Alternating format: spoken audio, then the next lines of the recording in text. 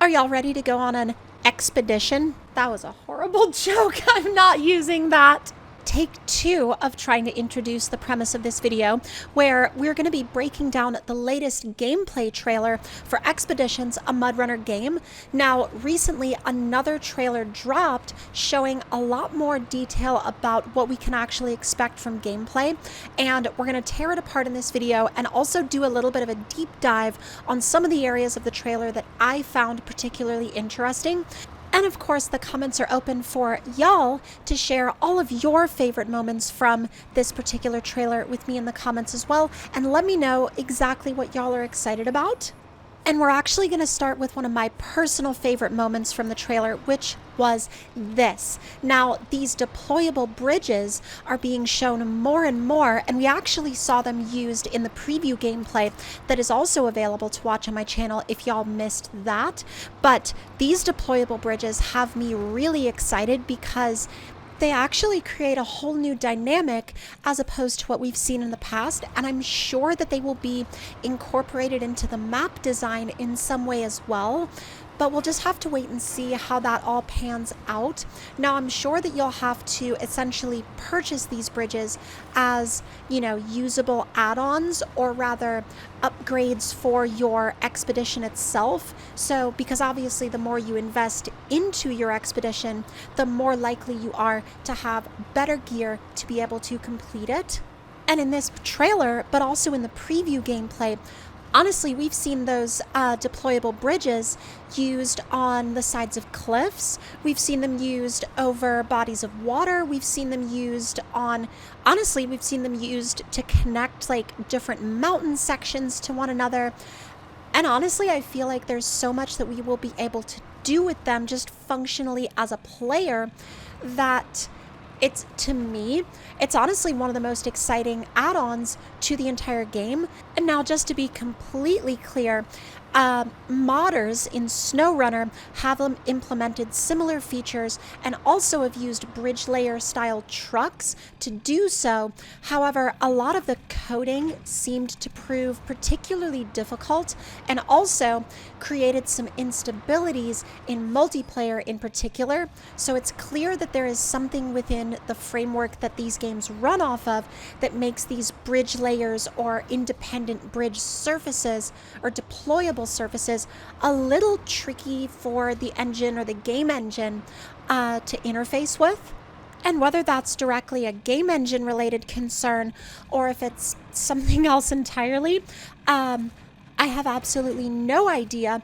Although what I do know, or at least what I imagine, is that it comes from the fact that you have one surface that is static, so essentially the ground or the road or whatever surface you're driving on, and then you're introducing an independent and also movable surface on top of it. So maybe that in itself would create some difficulties. But also, I'm not a game developer. I play these games. I have enjoyed these games for many years, but I'm not a developer, and I do not have the knowledge base of someone that is actually coding this stuff. So that's all my personal speculation. However, this next one has me really excited because if you look directly in the middle and you look really, really closely at this screenshot, you'll see there's a truck driving through a massive cave. Now, let me just say, I really, really, really hope that they've got the camera sorted out, because way back to the days of the original Spin Tires and then of course MudRunner as well, this game has had a lot of issues with the camera absolutely losing its mind whenever it drives under something, and we even see that in SnowRunner on some of the mod maps that feature caves. TNB Trails is actually a really good example of that, and if you've ever tried to drive through the rock crawling cave, you'll know exactly what I mean.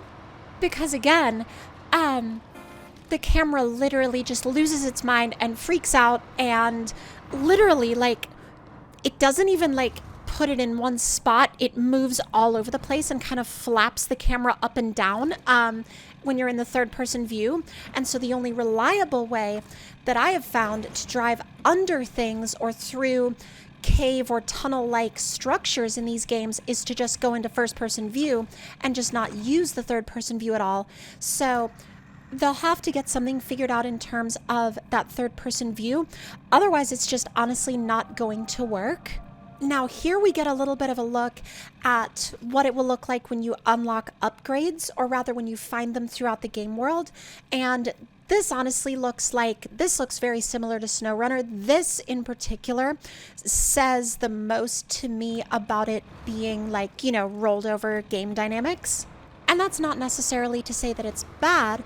I mean, I don't think that going for a totally revolutionary approach here would be something that would be good for the series. However, if you were expecting the way you unlocked upgrades to change, it looks like for better or worse, those are going to remain pretty much exactly the same.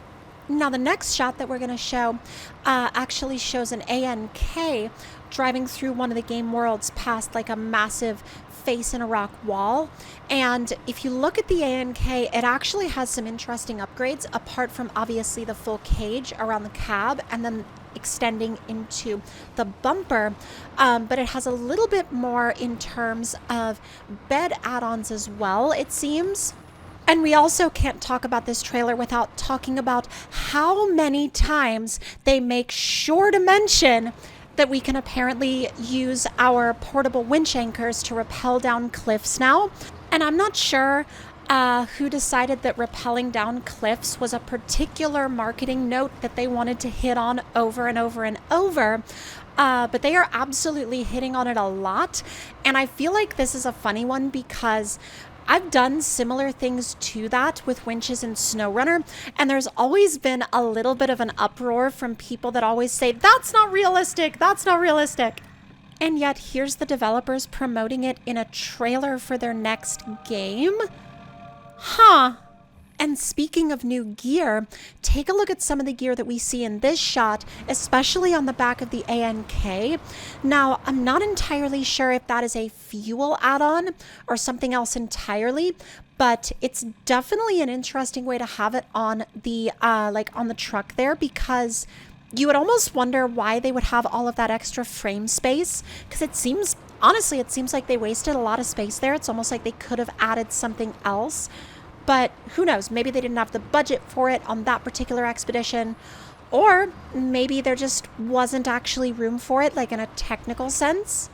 And I know a lot of people are also really excited for the tire pressure system.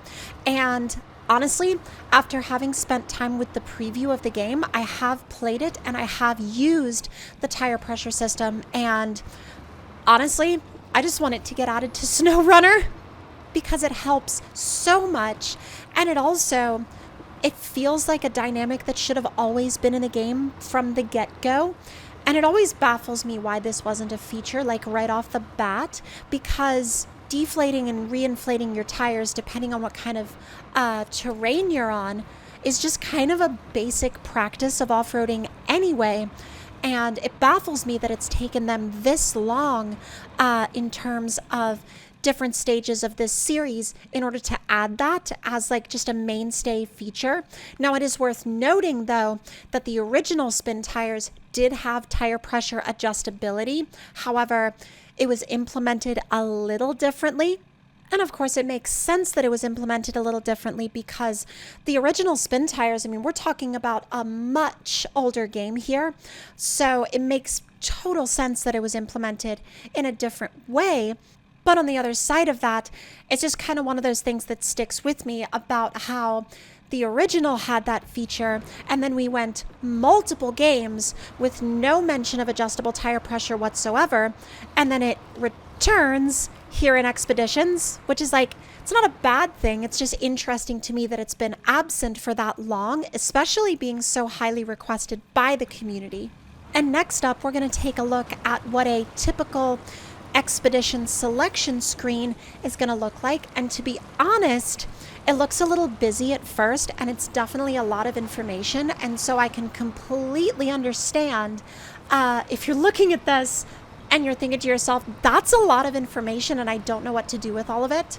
And if you want to pause the video and just take a closer look at this info, definitely go ahead and do that, because I know that when I was going through that trailer, I had to go ahead and pause it as well and just actually dive in and get a better look at what I was actually looking at. Now, there is a lot more to go over in the actual trailer itself. However, these were the main points that I wanted to hit on in particular from this gameplay trailer. So, because it did show us some little tidbits that we hadn't necessarily seen yet. Now, obviously, I know y'all have seen the preview gameplay over on my channel, but I still wanted to go ahead and tear this trailer apart because it showed us a few new things. That cave in particular was really, really cool, and it definitely has me continuing to be excited for expeditions.